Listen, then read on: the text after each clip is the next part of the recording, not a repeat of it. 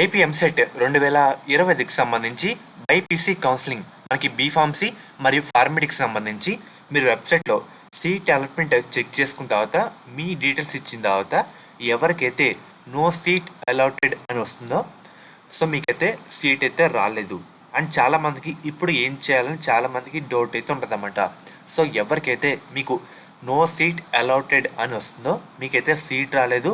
So మెయిన్గా మీరు ఇప్పుడు చేయాల్సిన పని ఏంటంటే మనకి కాలేజ్ వైజ్ అలాట్మెంట్ అని ఫామ్స్లో కాసేపు అయిన తర్వాత ఒక ఆప్షన్ అయితే మనకి ఇవ్వడం జరుగుతుంది.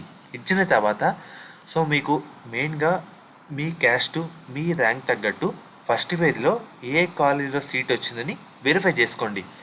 మెయిన్గా మనం ఇప్పుడు చేయాల్సింది వచ్చేసరికి సెకండ్ ఫేజ్లో ఎలాంటి ఆప్షన్లు ఇస్తే మనకి సీట్ రావడం జరుగుతుంది.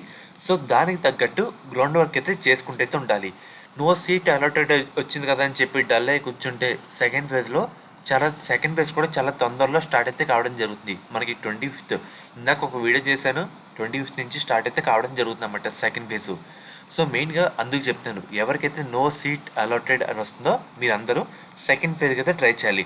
సెకండ్ ఫేజ్కి ట్రై చేసే ముందు మెయిన్గా మనకి ఫామ్స్ అనే కాలంలో కాలేజ్ వైజ్ అలాట్మెంట్ అని వస్తుందన్నమాట. అంటే అన్ని కాలేజ్ సంబంధించి ఎవరెవరికి సీట్ అలాట్ అయింది, వాళ్ళ క్యాస్ట్ ఏంటి, వాళ్ళ ర్యాంక్ ఏంటి, టోటల్ ఇన్ఫర్మేషన్ దాంట్లో అయితే ఉంటుందన్నమాట. సో ఇలా ఉంటుంది కాబట్టి మెయిన్గా మీరు చేయాల్సింది ఏంటంటే వాళ్ళ ర్యాంక్ ఎంత, వాళ్ళ క్యాస్ట్ ఎంత, ఎక్కడితో స్టాప్ కావడం జరిగింది, ఎన్ని క్రాస్ చెక్ చేసుకొని ఒక దగ్గర అయితే రాసుకొని రెడీగా అయితే పెట్టుకుంటూ అయితే ఉండండి అన్నమాట. సో అందుకు చెప్తున్నాను, మీకైతే అర్థమైంది కదా. ఎవరు డల్ అవ్వకండి.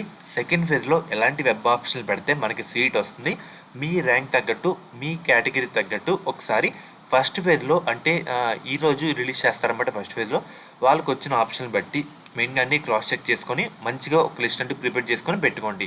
మెయిన్గా ఫస్ట్ ఫేజ్ కట్ ఆఫ్ అయితే చెక్ చేసుకొని పెట్టండి అన్నమాట.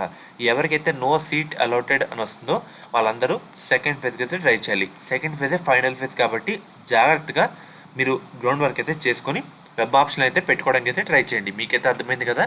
ముఖ్యంగా శాస్త్ర కాలేజ్ అన్నమాట. ఈ కాలేజ్ కూడా మనకి నెల్లూరులో అయితే ఉంది. వీళ్ళు ప్రొవైడ్ చేసే కోర్సుల విషయానికి వస్తే కనుక బీఫార్మసీ ఫార్మడీ మనకి గవర్నమెంట్ అందించే 38,000 ఫీజు రిమేస్మెంట్ కాకుండా 20,000 కట్టి మనం ఈ కాలేజ్లో జాయిన్ అయితే అవ్వచ్చు. అండ్ అలాగే మనకి కన్వీనర్ సీట్స్తో పాటు మేనేజ్మెంట్ సీట్స్ కూడా అందుబాటులో అయితే ఉన్నాయన్నమాట. మీకు ఎటువంటి డౌట్ అన్నా మీకు ఒక నెంబర్ అయితే వీడియో లాస్ట్ అయితే చూపిస్తాను. అండ్ అలాగే మనకి 100% ప్లేస్మెంట్ అసిస్టెంట్ అయితే ఉంది.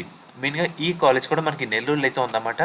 అండ్ అలాగే మీకు ఎటువంటి డౌట్ ఉన్నా స్క్రీన్ మీద ఈ నెంబర్ అయితే చూపిస్తాం కదా, వీళ్ళని ఒకసారి కాంటాక్ట్ అయితే అవ్వండి. అంటే వాళ్ళు చెప్తారు ఇన్ఫర్మేషన్ టోటల్ దీని గురించి అయితే చెప్తారన్నమాట. ఫీజు ఎంత, ఏ విధంగా జాయిన్ అవ్వాలి, అడ్మిషన్ ప్రాసెస్ ఎంత, టోటల్ ఇన్ఫర్మేషన్ వాళ్ళైతే చెప్పడం జరుగుతుంది.